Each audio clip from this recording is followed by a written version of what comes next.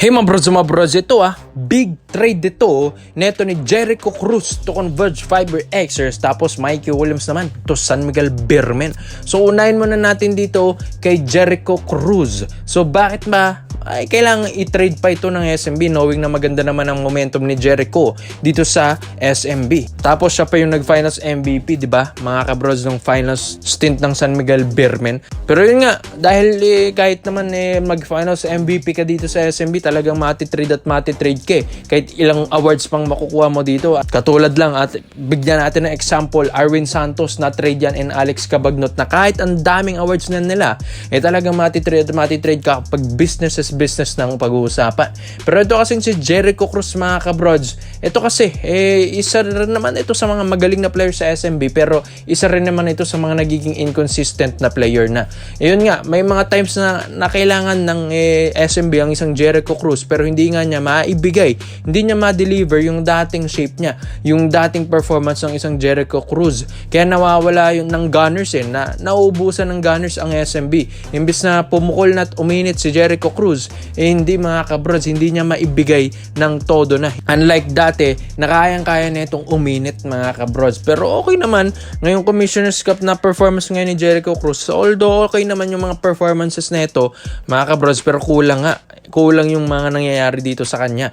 Pero, syempre mga kabrods, ito po kasing SMB, wise din naman ito. Once kasi na medyo mataas-taas pa ang value mo, bago mag-down ang career mo, mga kabrods, gagamitin ka muna nilang trade asset habang mataas-taas pa. Kahit favorito ni Coach Leo Austria ng UAP days pa, itong si Jericho Cruz, talagang matitrade yan if ever man na talagang kailangan na ng SMB ng maayos na player, mga kabrod. So ito, ang ipapalit naman din kasi sa kanya isang Mikey Williams. Itong si Mikey Williams, alam kong nababagot na rin ito sa Converge.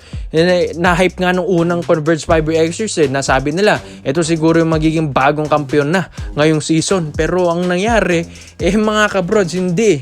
Parang naging intro boys ang Converge Fiber Xers sa una lang pala. Dahil biruin mo, nag-rebuild sila ng maayos na lineup. May Juan Gomez na, may Abueva, may Mikey Williams pa na binalik. Tapos, ang deep pa ng bench na may Justin Baltazar, tapos Justin Arana. So, ang galing pa ng import na kinuha nila ngayon na bago.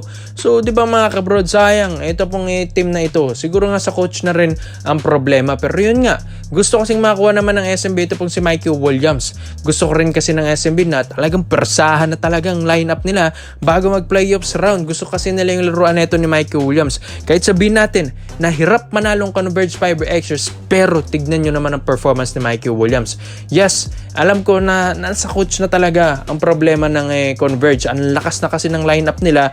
Kailangan talaga ito i-execute ng maayos. Pero mga kabros, itong kay Mikey Williams, makikita mo talaga ito ng talagang puso na gustong manalo. Dahil galing din naman kasi ito ng champion team na katulad ng TNT Tropang 5G na talagang pinag-champion lang ni Mikey Williams ng 2 beses. So kailangan yun ni Mikey Williams, kailangan ito sa isang maayos na sistemang kupunan, sa isang maayos na coach para mailabas niya yung totoong talent, yung totoong skills niya kung paano mapa-champion yung team na iyon. So magandang trade naman din ito, mga kabros, walang lugi dito Dahil si Jericho Cruz, magaling na player yun. Hindi rin naman basta-basta yan si Jericho Cruz. At di rin naman basta-basta papayag ang Converge Fiber Xers ng lopsided trade. Dahil bago-bago pa nga silang nagpapakilala ngayon.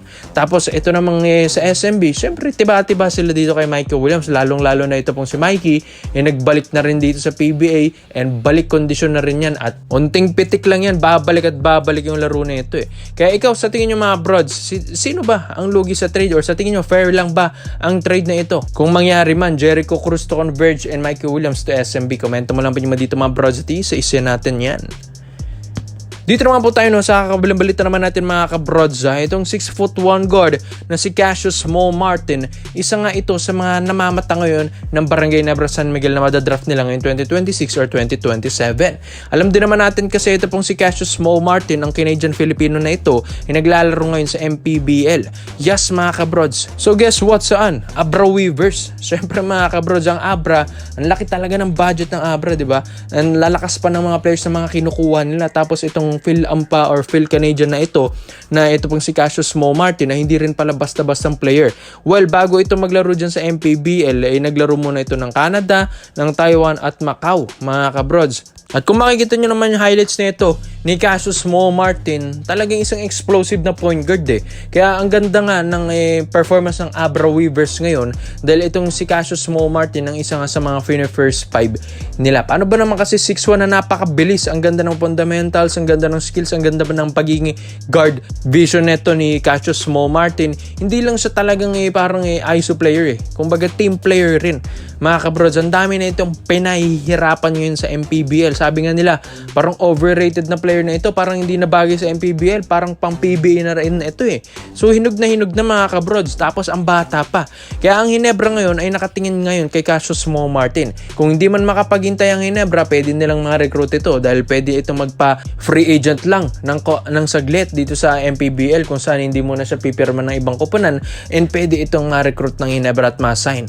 Bakit? Ang MPBL, once kasi na maglaro ka dyan, considered as pro player ka na dyan, mga kabrods. Kaya kapag free agent ka na sa listahan, kasama ka na rin sa mga pwedeng pagpilian dito sa PBA scouts, mga kabrods. Kaya pwede itong makuha at ma-recruit agad ng PBA or ng Hinebra kung hindi man sila makapaghintay sa PBA draft 2026 or 2027. Kaya mga kabrods, ito kasi yung isa sa mga kailangan din ng Hinebra, ng isang consistent, napaka-flexible and explosive point guard na katulad ni Cassius Mo Martin. Alam din naman natin na marami ng malalakas na player dito at point guard dito sa Hinebra. Si Kari Thompson, RJ Abarrientos, di ba mga kabrods? Baka sabi nila magsasapawan. Hindi naman mga kabrods. Ang iniisip kasi dito ng Hinebra ay yung mga susunod na players na in the future. Etong kasing kay Cassius, mga kabrods, magaling din naman na player at bata-batang player pa.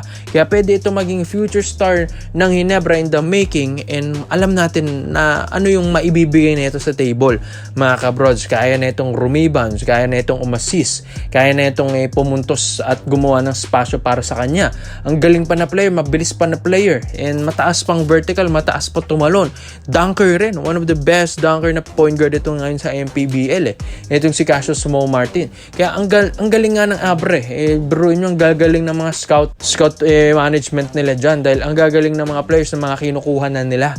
And ito, namamata tuloy ng Hinebra at pwede nilang offer nito man ng malaki dahil alam ko nga mga broads, ang laki talaga ng maitutulong ng isang Cassius Mo Martin dito sa Barangay Hinebra squad. Alam din naman natin ang Hinebra basing ngayon sa elimination round up to playoffs round na kasi ito pong Commissioner's Cup 2026. Alam natin na medyo malabo na maihabol nila si Cassius Mo Martin dito sa bago mag-playoffs round ng Hinebra dahil ongoing pa ngayon ang MPBL. Hindi naman basta-basta pwedeng bitawan ng Abra yan dahil magaling kasi na player yan. Pero sa tingin nyo mga kabrods, dapat mong makapaghintay muna ang Hinebra sa PBA draft 2026-2027 or pwede na nila itong ma-recruit at ma-buyout yung contract nito sa Abra Weavers para nga sa panibagong Kamada at Gunner ng Hinebra bago mag-playoffs run. Kaya komento mo lang opinion mo dito mga bros. Isa natin yan. Salamat po sa panonood mga bros. This is for Basketball Trade Option lang. I'm out.